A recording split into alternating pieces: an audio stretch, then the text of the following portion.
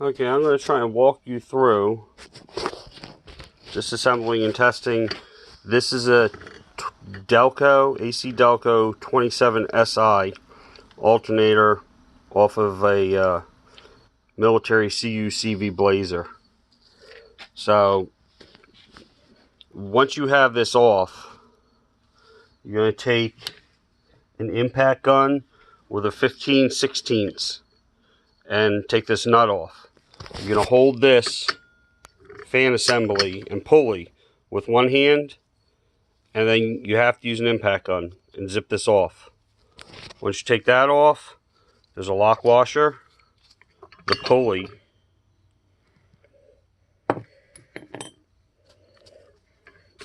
the fan, and a spacer. Pay attention to the pulley, set it down the same way you took it off, just in case the pulley is offset. I don't believe this one is, but some of them may be.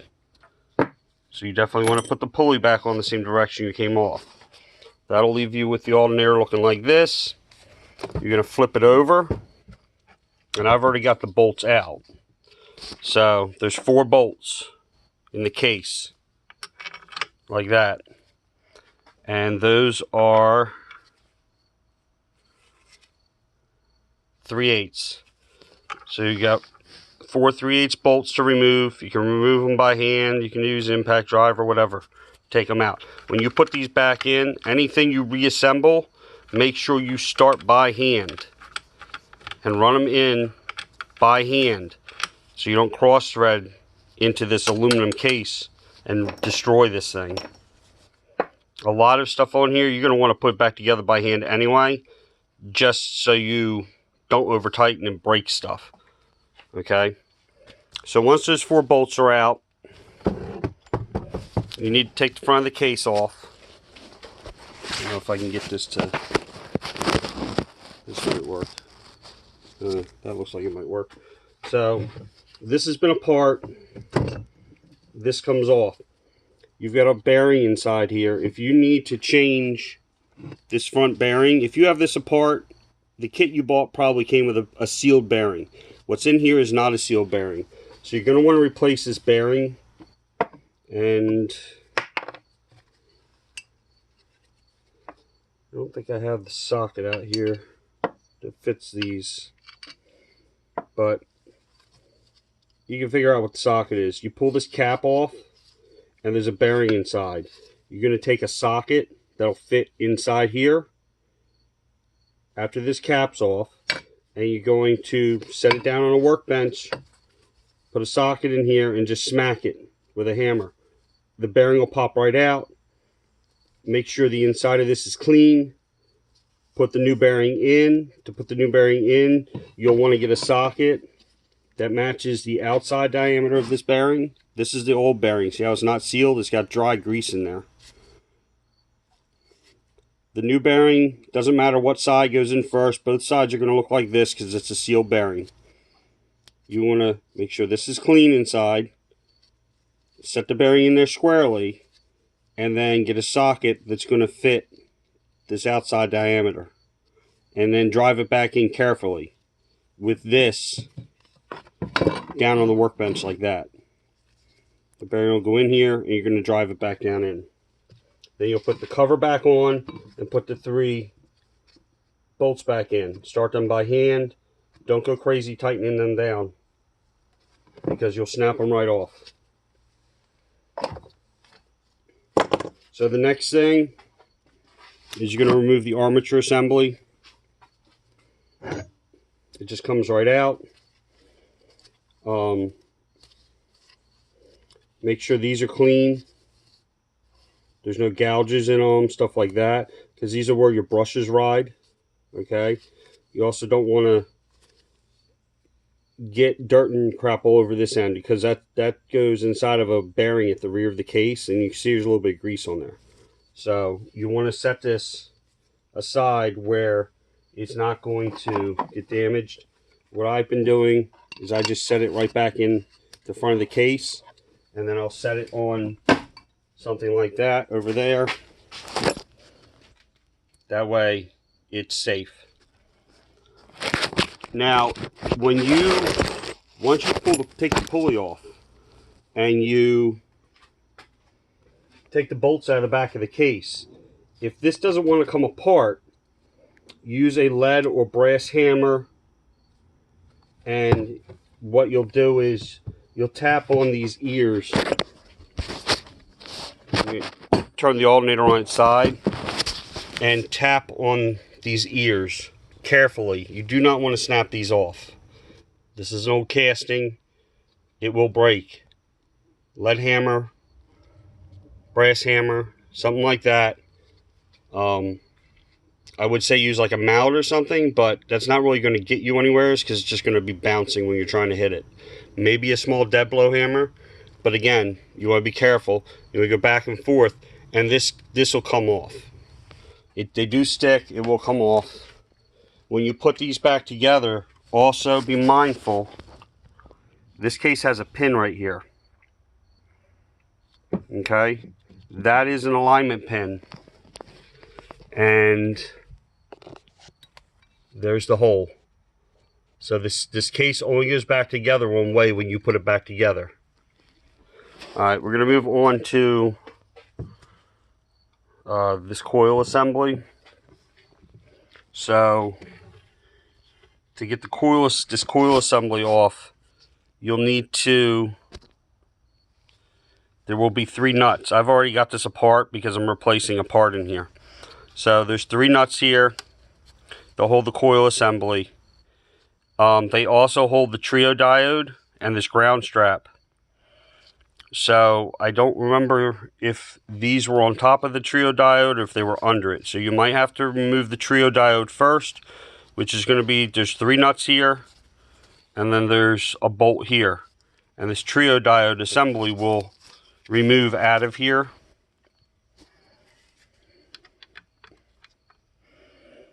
But for demonstration purposes, I've already got this part loose. So we're going to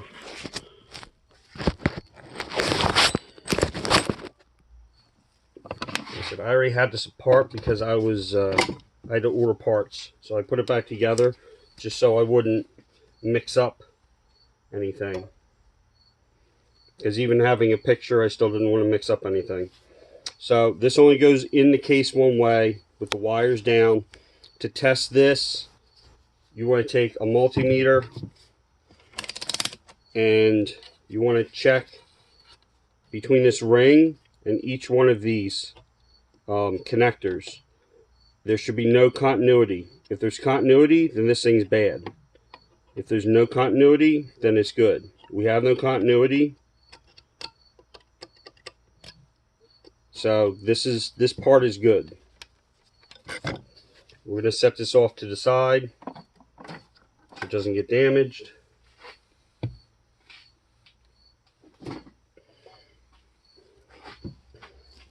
And now here's what you're left with.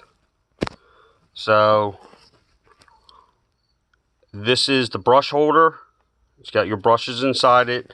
Right now I have a pin in there that's retaining them because there's springs behind the brushes that keep them pushed up against this armature here. This is a resistor. This is your trio diode. Underneath here is your regulator. That's what the one plug, the flat plug, plugs into on the outside. And then this is your rectifier or diode bridge, I think they also call it. So you can see the 3 nuts here that you would have had to remove. Those are going to be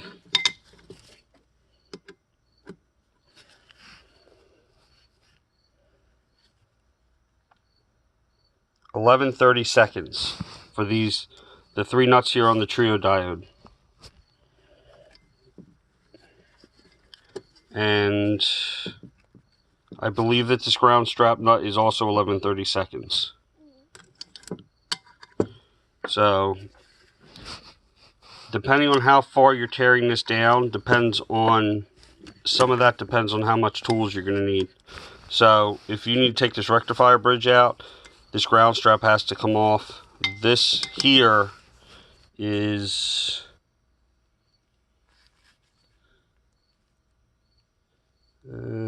if I can read it.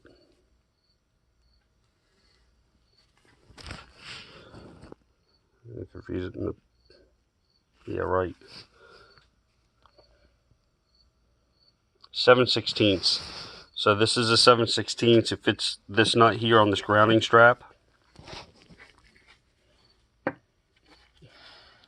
These little guys here are, alright, so these bolts are 1/4 inch. And you're going to need a good 1/4 inch. If you have one that the end's like sort of stripped out, these are very shallow heads on these. They're not going to work. So you need to get a good 1/4 inch. Be careful taking this apart, putting it back together, that this doesn't pull apart. Because when I took this apart the first time, this pulled apart. I was able to put it back together. It still appears to be working according to the meter. So be careful, because this actually sits on top of the trio diode. So when you try undoing this, you want to hold this while you undo or tighten these two bolts. You want to hold the end when you tighten the bolt that goes on it, so that you don't twist it apart or twist it towards itself and break it, because that's a piece of ceramic in there with a bunch of wire windings. So, like I said, these I believe should just be sitting in here basically. Yeah, so there's one bolt.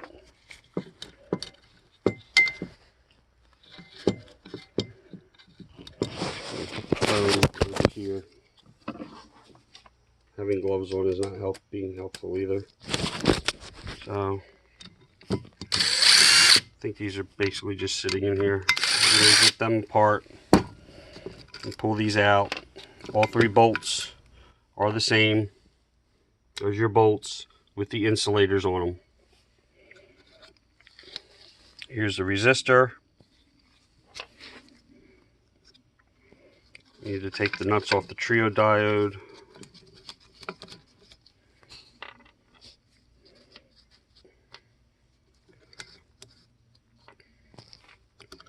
And we'll remove the trio diode. I believe originally, yeah, by the looks of it here, originally it was underneath this ground strap. But like I said, I just had this apart. So here's your trio diode. This is easy to test. You just need a meter.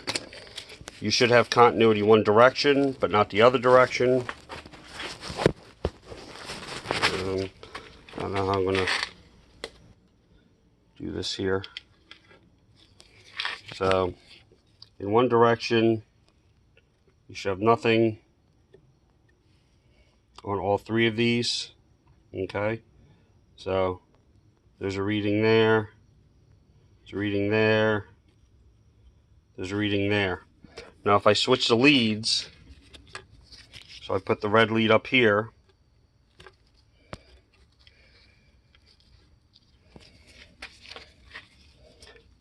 I've already tested this so I know it's good, but now there's nothing, nothing, and nothing. Okay, so this one's good. If you have a reading both directions, it's bad. That means the diode inside, it's burned out. Because the point of this is so that power can only flow one way through this alternator. So we'll put that there with the nuts. We've already tested that. It's still good. Okay, the next part we'll pull out here. This is your brush assembly. The new parts, I had bought new parts and ended up not needing them, but it comes with a little rod here. And the brushes were wrong. They came with the new parts, of course. So the brush is in here. It's got a separate spring that sits in here. So you put a spring in here, you push the brush in there. The brush has a very fine bare copper braided wire, stranded wire, that is attached to this metal part. So you put the spring in, you put the brush in, then you push this pin across, it'll hold the brush back in there, and then you'll hook this metal plate around on there. And then you'll do the same thing with the other side. You'll flip it this way, and you'll put the spring in, you'll put the brush in, and there will be a little copper lead coming off of it attached to this piece here, and it'll go as you see it there, facing forward. So when you're looking at it this way, this side faces towards the back, away from the opening, and then this side, the metal tab goes to the front on the same side as the opening. Okay, so we'll set this aside. We'll pull this out. Now I've already tested this. This is not something that you can just test. You have to have a power supply to test it. So if I can get the camera to sit, I can probably show you how to test it. It's not the end of the world. Yeah, this will probably work. So you need a light bulb. It's just a light bulb. It's got a couple wires coming off of it. You'll need one of these power supply. This puts out 12 volts DC. This device. Okay, so we're going to turn it on,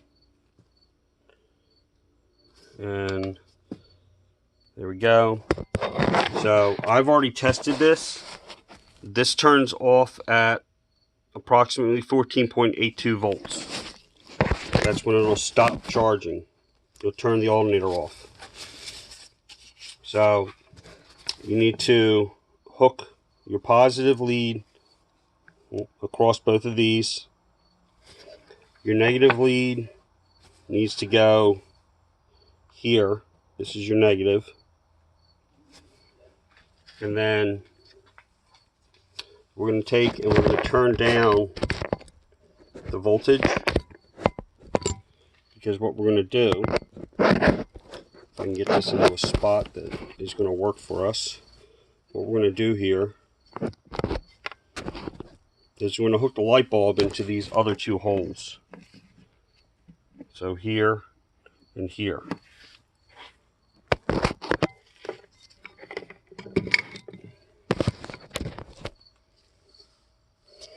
So what we'll do is I'm going to turn the voltage down to where this regulator should be on now.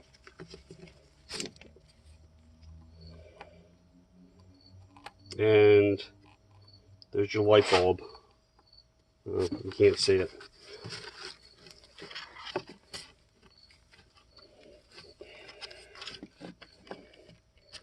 It's still not in the picture.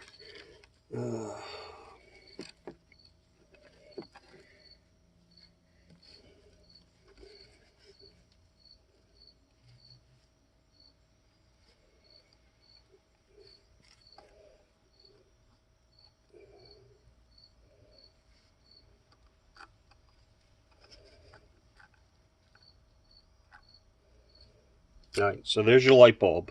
So that shows this working. Okay. Now as I turn this up, you see the voltage going up. And then I'm going to fine tune here. And we're going to keep going up and up and up and up. And at some point,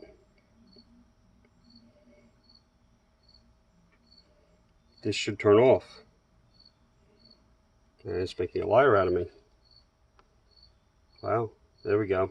Okay, so it turns on at 14.85. It turns off at 14.88. So this does work. It's a little high, but it does work. And this is an original military factory one here. So on, off.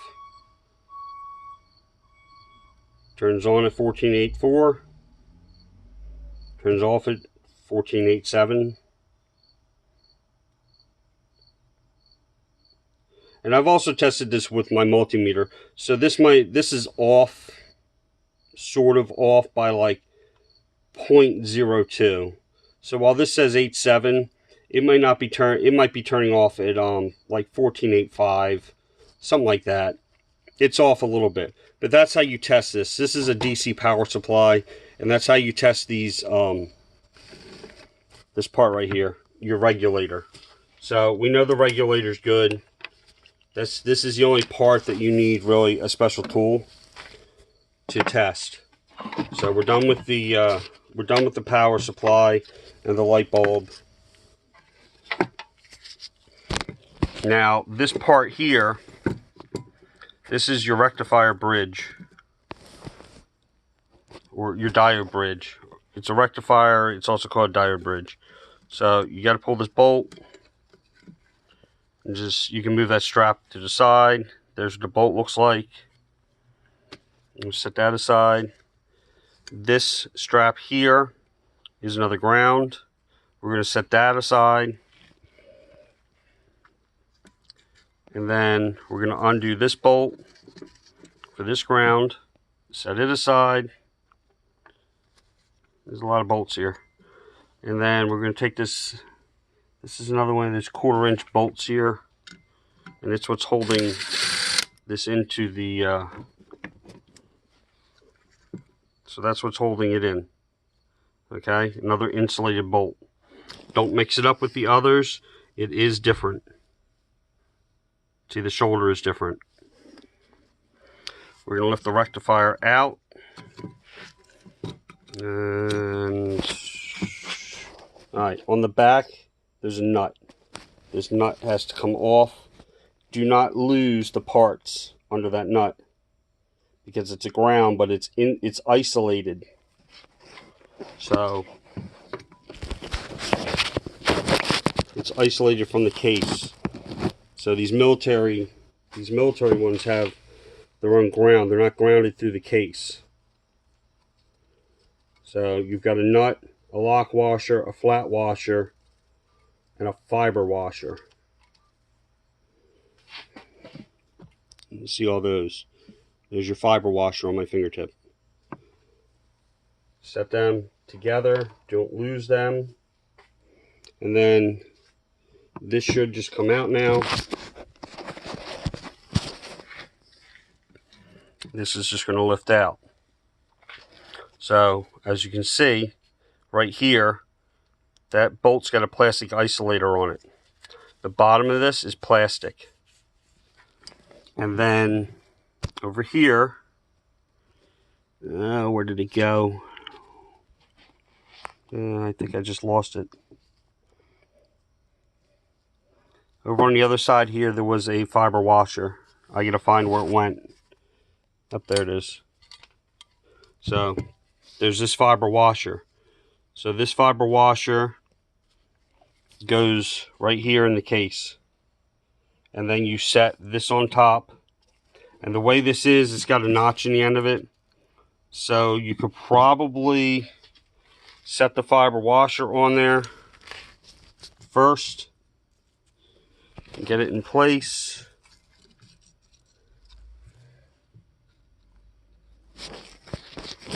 Take your correct bolt. Nope, it's not going to work that way. Well, when you put it back together, you have to make sure that that washer's there. Do not lose that washer. Okay. I've seen people say, this is the driver's side alternator. So this is your 12 volt alternator. I've seen people say that it doesn't matter so much on the driver's side, but the passenger side really matters. The parts are there, put the parts back in. When you take this apart, like this ground strap here, it's got a fiber washer underneath of it. So pay attention. This one here also looks like it has a fiber washer under it. Pay attention, because this is a whole grounding system inside this that's for the military. So we're going to set this out of the way. I'm going to show you testing this now. Now testing this is similar to testing your trio diode. You should only have one continuity going in one direction. So this is your positive side, this is your negative side. each stud, there's a tab, a fork-shaped tab at each stud. Those need to be bent up so they're not touching the stud, they're not touching each other in order to test this. What we're going to do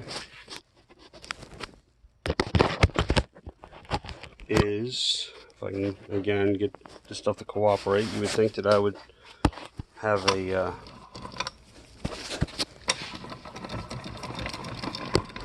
tripod to hold my phone or something at this point, but you know.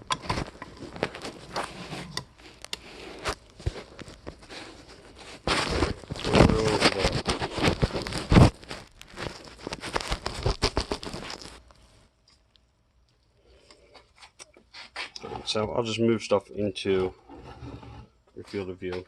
So what you're going to do is you're going to bend up these tabs,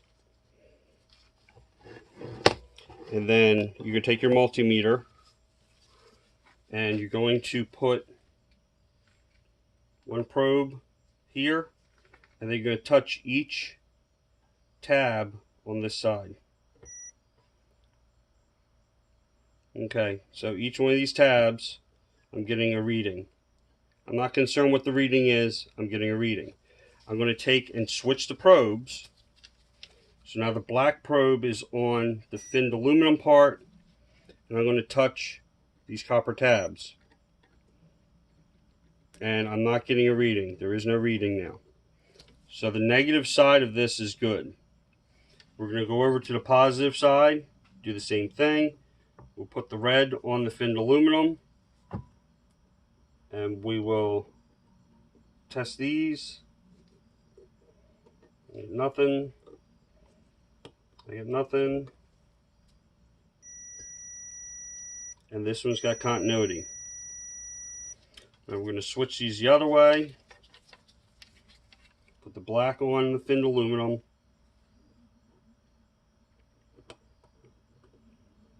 Once again, I have nothing, but I know I already tested. There we go. So I've got reading. I got reading. I've got a reading here, and it's also going off because the diode shot, the resistor, whatever it is inside here. So this bottom tab here, this last tab on the positive side is burned out because I have continuity both directions on this last tab. So that means this is trash. It's no good. Here's the new part that I ordered. It looks just like the old part. We're going to have to knock the bolt out of it here and stick the bolt into the new part. Should not be a big deal. And I've already tested this new part. The tabs are bent up a little bit, but I've already gone through and tested this one. So nothing, nothing, nothing. Switch the leads. Continuity, continuity, continuity. Come over here. Continuity, continuity, and continuity. We'll switch the leads back. There's nothing, nothing, nothing. Now, you know, you can sit here and if you're working on an older part, you know, you might want to scratch it with the tip of this just to make just to make sure. But this part is brand new. This is what we're replacing. This got burned out because the main battery cable going to my starter was laying on the starter, and we were cranking it so much trying to get the engine to start. The starter got hot, the battery cable got hot, the battery cable insulation melted, shorted out the battery cable on the starter casing. Luckily I was standing there, I was able to pull the middle battery cable off between the two batteries. So it stopped further damage, but this got burned out. So, well, the old part. This one got burned out. I've gone through and I've checked all the fuses on the truck. I've checked both sides of all the fusible links. Everything else seems fine. This being bad was causing the left lower generator light on the dash to be lit all the time, and the oil light was on all the time with the key off. So that's the fix for this particular one. I had ordered a regulator and a trio diode thinking they were bad instead of testing them first. So now I just have extra parts. I'm not going to bother sending them back because I may need them for the other alternator, because the left and right alternators, they're the same alternator. So that is how to test all this, and that was your disassembly. To reassemble, you're just going to reverse the procedure. I'm not going to try and tape this, video this, and do it one-handed trying to put this back together. But we're going to take and we're going to have to knock this bolt out of here and put it into the new one. And then we will proceed to reassemble everything. Remember, when you put this back on, that fiber washer has to be between the case and right here. And make sure you put everything you can together before you tighten everything. And I would recommend tightening everything by hand, because you're talking inch pounds, so you don't snap these off or strip anything out. And then when you get back to the end, you're going to need the impact gun. You're going to start this nut by hand, and then you're going to need the impact gun to tighten it back down while you're holding this. Wear gloves. Not necessarily these gloves when you're holding that, but wear work gloves in case you're not holding it tight enough and that spins. You don't want to get hurt. Okay? Now when this all goes back together, also, you've got this pin here. This pin will be sticking out the back of the case here. See this slot? So it'll be sticking out of the back of the case. You want to make sure you push this down as far as you can before you put the stator back in. And once this is all put back together and the case is bolted back together, this pin will be sticking out. You just pull the pin straight out the back of the case, and your two brushes will snap out of those holes and be pushed up against your armatures. So hopefully this is helpful. I know it kind of sucks with the video, but you know, multimeter will test most of the parts in here. If you want to test this voltage regulator, you're going to need a 12 volt power supply. They're not that expensive. I think this one was about 50 bucks. And this one, according to the manufacturer, actually has an almost flat wave on an oscilloscope. So this is a decent one, or it appears to be a decent one, that you can use for other stuff, electronics, whatever. But till next time, like and subscribe.